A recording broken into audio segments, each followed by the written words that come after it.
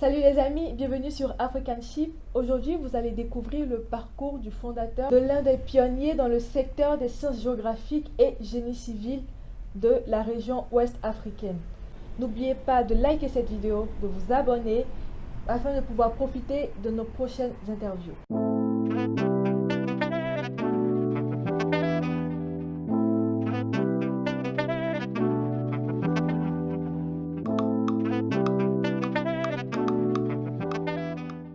Bonjour Fabrice. Bonjour Aube. Alors avant de rentrer dans le vif du sujet, ce qu'on aimerait savoir c'est qui est Fabrice Iriébi, quelle est ton histoire, quel est ton parcours? Alors moi c'est Fabrice Irié, je suis un Ivoirien.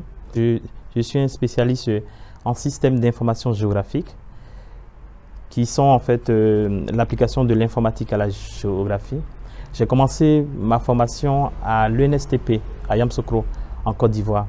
À la suite de cela, j'ai fait l'ENI, l'École nationale d'ingénieurs de Bamako. Puis j'ai créé une entreprise au Mali. Et avec les économies de cette entreprise, je suis venu en France pour suivre un master SIG. Parallèlement à mes activités professionnelles, j'ai commencé à créer Modelis en 2011. En fait, la petite histoire, c'est que lorsque j'ai fini mes études au Mali, j'ai détecté un besoin localement. Des géomètres experts qui n'arrivaient pas à s'acheter des logiciels de topographie. Donc, j'ai développé un logiciel de topographie que j'ai commercialisé, qui m'a permis d'installer un petit bureau d'études. Et pendant mon activité professionnelle au Mali, j'ai été responsable informatique d'un projet de mise en place du cadastre du Mali, appelé PAFOC. Et dans ce projet, j'ai eu ma première rencontre avec le SIG. L'année qui a suivi, j'ai fermé mon entreprise, j'ai pris toutes mes économies et j'ai décidé de venir en France me former. Modelis est parti d'une opportunité. J'avais une connaissance qui avait besoin d'un appareil de topographie. Et cet appareil de topographie, je l'ai acheté à 2000 € en seconde main. Et j'ai vendu cet appareil. Et avec ce que j'ai obtenu, j'ai acheté 2 appareils, 3 appareils, 4, ainsi de suite. Voilà. Donc, tu fermes ton entreprise au Mali, tu arrives en France, tu continues tes études et tu montes encore un autre projet qui est Modelis. Comment tu as réussi ensuite à l'ouvrir au Mali, c'est bien ça, et aussi au Sénégal? Comment tu réussis en France. Et en France, comment tu réussis à les implanter dans autant de pays? En fait, ce qui s'est passé, c'est que lorsque j'ai ouvert la première entreprise en Côte d'Ivoire, on était dans une niche de marché. Donc nous, on a commencé par être les pionniers. Et quand on est les pionniers, en fait, on a vraiment un marché assez intéressant. Ce qui a fait que la première entreprise a vite pris de l'ampleur. Ça m'a permis, à partir de cette entreprise, d'incuber en fait les autres entreprises. Ce que j'ai fait, c'est que de 2011 à 2015, j'ai incubé l'activité d'informatique. J'ai pris des informaticiens que je payais à l'intérieur de l'entreprise, mais qui développaient les produits pour la prochaine entreprise. Ah. Et quand ces produits étaient matures, je créais la deuxième entreprise. Donc en fait, tu investissais dans de la recherche, en fait, Voilà. dans une sorte de recherche et développement. Effectivement. Et comment te vient cet état d'esprit? Parce que c'est pas quelque chose qui est assez répandu. Comment te vient cet état d'esprit de je commence un projet et ce projet me sert d'incubateur pour faire naître un autre projet. En plus, tu investis avant même de savoir si la recherche va aboutir et vraiment être beaucoup rentable pour toi. L'idée de faire une entreprise en SIG en Afrique, j'avais constaté qu'en France, déjà, le SIG était nouveau. Donc en Afrique, c'était quasi inexistant en fait. Des entreprises privées qui faisaient du SIG en Afrique, il n'y en avait pas. Et je me rends compte que des problématiques qu'adressait le SIG étaient importantes pour le développement, notamment l'adressage, le cadastre et tout. Donc j'ai très vite compris qu'il fallait créer une entreprise dans ce domaine. Mais comme il n'y avait pas de marché, donc j'ai pris comme option d'incuber mon activité dans celle de topographie qui marchait déjà bien. Donc celle de topographie arrivait à payer mes salariés. Okay. Avant de créer l'activité en 2015. Et j'ai fait la même chose en 2018 pour l'activité de génie civil. Bon, on va revenir un peu sur l'activité de modéliste. Pour une personne lambda qui ne s'y connaît pas dans le secteur de la topographie, de la géométrie, comment expliquer le secteur d'activité de modéliste pour que cette personne lambda puisse vraiment comprendre de quoi il s'agit? La forme la plus simple de compréhension de la géomatique aujourd'hui, c'est Google Maps. Google Maps, c'est une application en SIG. Donc, c'est de l'informatique qui s'applique à la géographie. Il paraît même que 95% des informations qu'on manipule peuvent être positionnées sur une carte. À partir de ça, on imagine bien en fait le marché qu'il y a en géomatique. Ça concerne tous les domaines. Ok. Et lorsqu'on a créé l'activité de SIG, on a dû, comme c'est une activité c'est vraiment une niche de marché, on a dû vraiment faire la promotion de l'activité. Pour la petite histoire, en fait, on a comme client aujourd'hui le cadastre de Côte d'Ivoire. On a démarché le cadastre pendant 3 ans. 3 ans. 3 ans. Et on a développé une application. Aujourd'hui, en Côte d'Ivoire, on a même mis, ça date d'il y a 3 mois, le cadastre de Côte d'Ivoire en ligne. C'est-à-dire que tous ceux qui ont des parcelles en Côte d'Ivoire aujourd'hui peuvent être localisés sur une carte avec leurs biens et tout ça.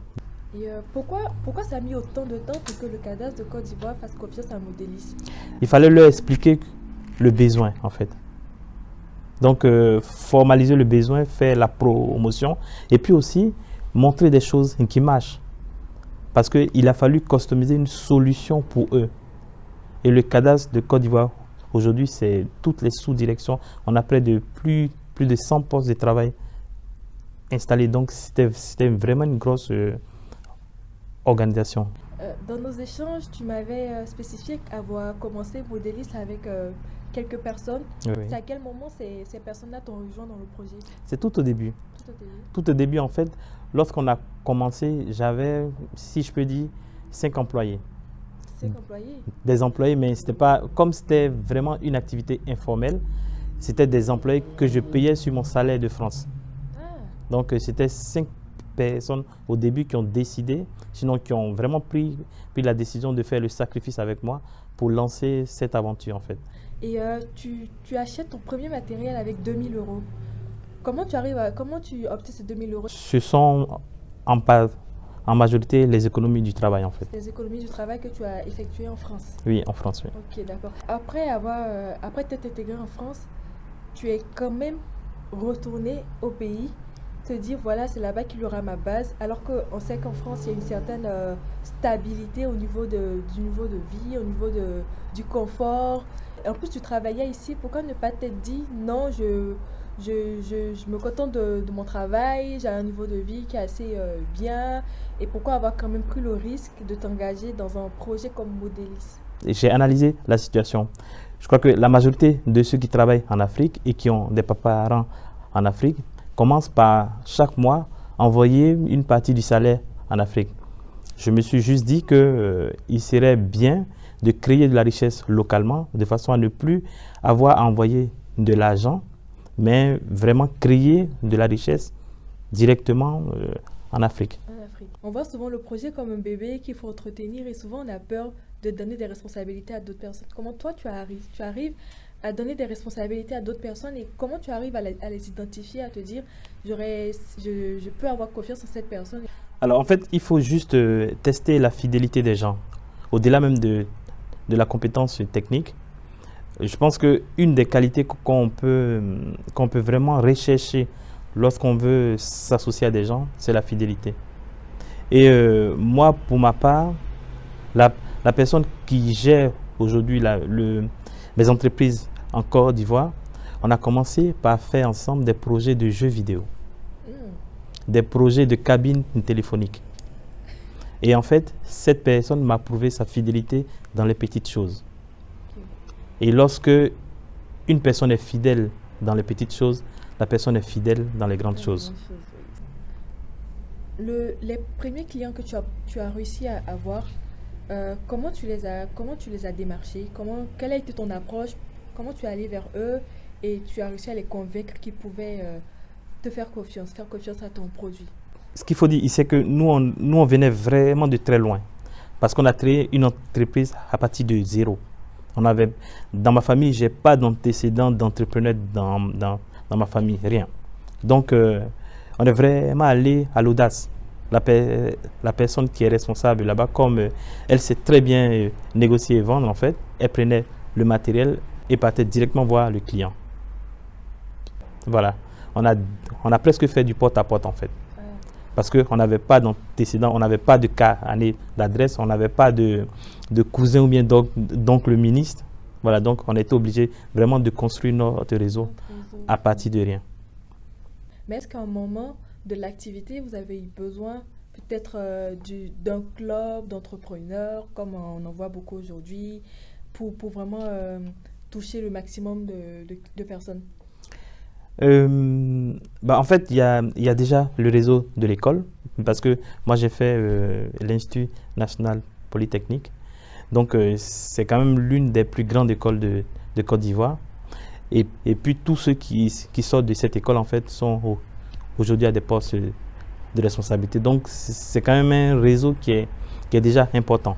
Mais au début, voilà, on a commencé vraiment à partir de rien. Quel mot tu pourrais dire aux jeunes qui voient l'évolution de ton activité et qui en sont inspirés pour les booster ou encore pour les aider dans la vision qu'ils ont de l'entrepreneuriat? Alors, ce que je pourrais dire, c'est qu'aujourd'hui, l'entrepreneuriat, c'est un peu la panacée. Tout le monde prend la casquette d'entrepreneur. Moi, ce que je peux dire aux jeunes, c'est de faire un peu le schéma inverse. C'est qu'aujourd'hui, on a Facebook, Instagram, ça va vite, vite, vite. C'est de prendre le temps et de se poser les bonnes questions. De se dire, est-ce que c'est vraiment ce qu'on a envie de faire? Et puis aussi de prier. Parce que la conviction qu'on peut avoir de façon personnelle, lorsqu'on se met à prier, à méditer, on peut avoir une réponse spirituelle en fait qui est complètement contradictoire à ce qu'on pense au départ. C'est la première étape. À partir du moment donné où vous êtes convaincu,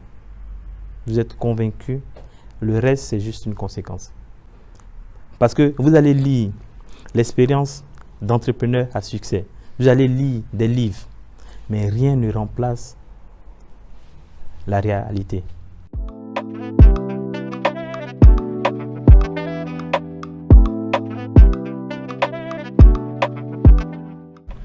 Bonjour Fabrice. Bonjour. Déjà, j'aimerais vous remercier en fait du temps que vous nous accordez pour cette interview. Moi, je suis Nieré Koulibaly, je suis ingénieur géomaticien et je travaille à GRT Gaz en qualité de gestionnaire de données des réseaux de transport de gaz. D'accord. Bonjour Fabrice. Bonjour. Moi, je suis Wilpensi, élève ingénieur à l'USTP Paris, deuxième année en bâtiment. D'accord. C'est vraiment un grand plaisir de pouvoir échanger avec vous. C'est partager le plaisir. Ma question aujourd'hui, Modeli se développe en Côte d'Ivoire. Dans votre première partie, vous avez dit que vous avez comme projet phare le projet avec le cadastre. J'aimerais savoir en fait quels sont vos autres projets aujourd'hui phares, en fait les projets que vous développez, et si c'est pas indiscret, et aujourd'hui quels sont en fait les secteurs que vous voyez porteurs pour les SIG aujourd'hui en Côte d'Ivoire? En Côte d'Ivoire, il y a plusieurs domaines. Il y a le domaine de l'adressage que je trouve très important parce qu'aujourd'hui, en Europe, par exemple, lorsque la poste veut distribuer le courrier, on distribue le courrier à la maison. Oui. D'un pays comme en Côte d'Ivoire et dans la majorité des pays en Afrique, c'est quasiment impossible. Voilà, donc cet outil de base-là, on ne l'a même pas en fait. Donc je pense que c'est vraiment un premier marché sur lequel on peut apporter de l'expertise.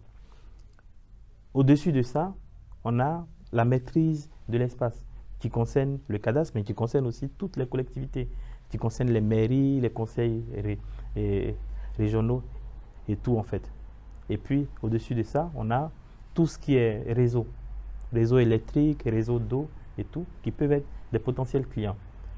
comme je l'ai dit, on peut positionner 95% des informations sur une carte. En SIG, le marché est gigantesque. Vous avez parlé en fait d'oser.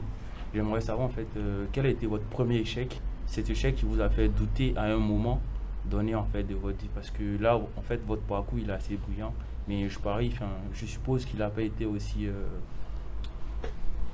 facile à mener. Vous savez, lorsque j'ai fait mon entreprise au Mali et puis je suis venu en Côte d'Ivoire demander le visa, on m'a refusé le visa 5 fois. 5 fois. C'est une expérience que lorsque vous avez une entreprise, vous commencez à prospérer dans un pays, vous fermez tout. Vous vous dites, bon, je vais aller faire des études en France. Vous revenez en Côte d'Ivoire, tout est fermé. C'est que vous vous mettez dans une situation de non-retour. Et vous demandez 5 fois le visa. Et 5 fois le visa est refusé. Il faut vraiment avoir de la conviction personnelle. Il faut vraiment être bien entouré. Parce qu'en ce moment-là, il y avait une seule personne qui chaque jour venait à l'ambassade de Côte d'Ivoire à midi. Parce que chaque jour, je partais à l'ambassade avec un morceau de pain et puis une bouteille d'eau. Et venait me réconforter. C'est ma femme actuelle.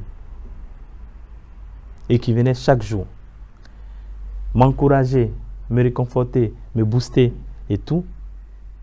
Et me dit que c'était possible. Et elle croyait plus que moi-même. Parce que je commençais à baisser les bras. Donc, après 5 échecs, mais tenir et puis avoir le visa, le dernier jour de dépôt des demandes de visa, c'est là où j'ai eu mon visa. Et je me souviens, parce que à l'entrée de l'ambassade, en fait, il y avait des policiers qui surveillaient l'entrée de l'ambassade. Le dernier jour de dépôt de demande de visa, je voulais entrer. Le responsable des policiers m'a bloqué. Il m'a dit, mais vous passez tout le temps ici. Vous avez demandé 5 fois le visa. Et là, vous gâchez la chance des autres. Et c'est l'un des responsables de l'ambassade qui a assisté à la scène qui m'a laissé entrer. Alors, moi, je peux vous dire que quand j'ai dépassé cette épreuve-là, que j'ai eu le visa et puis je suis entré en France, je me suis dit que tout est possible. Tout est possible. Tout est faisable. Que derrière la difficulté, même la difficulté même en elle-même, cache la solution. Mais il faut bien s'entourer. Il faut vraiment avoir de la conviction. D'accord. Merci pour ce conseil. Vous vous lancez en fait dans le domaine des SIG. Moi, de formation SIGiste, je sais que les données, en fait, avoir les données, c'est problématique en Côte d'Ivoire. Et comment est-ce que vous comptez développer en fait votre entreprise, sachant que les données géographiques ne sont pas forcément accessibles en Côte d'Ivoire? En fait, si vous remarquez bien, la première entreprise qu'on a créée, c'est une entreprise de vente de matériel. D'accord. Et ce matériel, c'est du matériel qui est utilisé pour collecter de la donnée. D'accord. Et Modelis voulait se positionner comme un acteur majeur dans le domaine de la géomatique. Et on a identifié effectivement que les données, on avait du mal à collecter les données. Donc on a commencé par créer une entreprise qui vend du matériel de collecte de données. D'accord. Et ensuite, on a créé une entreprise qui traite les données qu'on collecte. Okay. Pour avoir une suite logique, voilà, et puis une certaine cohérence au niveau de l'activité. Donc, lorsque nous adressons des clients, si le client a de la donnée, on traite la donnée, on diffuse la donnée. Lorsque le client n'a pas de données, on lui propose des outils de collecte de données. Et moi, j'aimerais savoir, on sait tous qu'en Afrique, c'est un peu difficile de venir avec des nouvelles technologies, des nouvelles idées. Je voudrais savoir comment vous faites pour convaincre les gens de l'utilité des nouvelles technologies, par exemple la SIG, et comment, selon vous, comment on peut faire pour leur faire comprendre l'utilité de ces nouvelles découvertes? En fait, il faut voir qu'on a été beaucoup aidé par Google, parce que Google a vraiment favorisé la démocratisation des sciences comme le SIG en fait. Lorsqu'on dit le SIG, personne ne connaît. Mais lorsqu'on dit Google Maps, tout le monde connaît. Voilà, donc on a profité en fait de cette démocratisation-là pour dire aux gens voilà des technologies dont vous pouvez avoir besoin, voilà l'impact que ça peut avoir sur votre activité, voilà les avantages en fait. Moi je vois par exemple à Abidjan, tout le monde a Internet sur son téléphone, tout le monde se repère avec Google Maps. Donc ça commence à être des technologies que tout le monde connaît, même si on ne connaît pas le nom, le vrai nom en fait. On a appris que vous avez créé une entreprise en France, Modelis France. Du coup, en quelque sorte, vous êtes un exemple de réussite pour la diaspora africaine. Du coup, j'aimerais savoir comment vous ressentez ça dans les affaires, parce qu'on sait que dans les pays occidentaux, c'est un peu difficile la condition des Noirs. Mais comment vous vous positionnez par rapport à vos statuts en tant qu'entrepreneur noir et aussi en tant que réussite de la diaspora africaine? Bah, en fait, ça rejoint un peu, par exemple, des activités que je fais en dehors de l'entreprise. Il y a une association dans laquelle je suis qui s'appelle Boss Partner, qui milite aussi en faveur de l'émergence d'une nouvelle diaspora en Europe. De prime abord, moi, lorsque j'interviens, sinon j'installe un modéliste dans un pays, en fait, j'évite d'avoir des a priori. Je cherche d'abord une conviction personnelle. Parce que je me dis que si j'ai ma conviction personnelle et que je construis ma conviction personnelle, je peux la transmettre. Et ma dernière question en fait autour de ce projet avec le cadastre, c'est de savoir en fait quelle a été la force de votre réseau pour avoir en fait ce marché-là. Et on sait aujourd'hui qu'en Afrique, en Côte d'Ivoire, pour avoir des marchés, il faut avoir un bon réseau. Est-ce que le réseau a été votre force principale ou c'est plutôt en fait vos capacités qui vous ont aidé en premier lieu à avoir ce marché-là? Bah, en fait, l'expérience du cadastre, elle a été assez unique. On est arrivé à l'administration du cadastre dans une situation où le cadastre cherchait une solution. Et ce qui s'est passé, c'est qu'on a commencé ce projet sans budget, sans projet. On a travaillé là-dessus pendant 2 ans. On a investi du temps, de l'argent pour vraiment faire ce projet. A priori, au début, on était vraiment focalisé sur la résolution d'un problème. Donc en gros, en fait, ce projet-là, en fait, il n'a pas été ouvert à un appel d'offres. Non. Vous avez juste senti le besoin de répondre à une problématique. On a voulu contribuer en fait à notre pays. D'accord. En gros, vous êtes parti sur le volontariat qui a abouti à un projet aujourd'hui est rémunéré en fait. Pour vous qui avez fait les SIG, c'est quelque chose qui n'est pas forcément développé en termes de formation en Côte d'Ivoire. Est-ce que de vos contacts, vous pensez pouvoir influencer certaines personnes pour qu'on crée des formations, pour pas qu'on ait le besoin forcément de venir se former ici en SIG? C'est une excellente question parce que en fait dans le plan de développement de Modelis, on envisage de mettre en place ce qu'on appelle l'école de la géomatique. On a même déjà fait le programme, on a déjà les plans du siège de l'école et tout ça, de façon à faire toujours ce retour là, de connaissance de ce qu'on a appris vers l'Afrique et qui va former déjà pour nos besoins, parce qu'on a du mal à recruter localement des personnes qualifiées. Et ce n'est pas que au niveau de Modelis en fait, mais la majorité des acteurs que je rencontre ont du mal aussi à recruter. Et aujourd'hui, en fait, vu le développement de Modelis, lorsque vous décidez en fait de recruter certaines personnes, quelles sont les qualités premières en fait que vous recherchez? On cherche des personnes compétentes techniquement et qui se mettent toujours sur le chemin de l'apprentissage, parce qu'on dit que celui qui apprend n'est jamais en retard. Donc, on cherche ce genre de profil-là, techniquement compétent et qui ont vraiment cette soif-là d'apprendre de nouvelles choses. Une confidence, c'est que moi, je continue encore d'apprendre. Et je suis en train de même faire un diplôme d'ingénieur en cours du soir.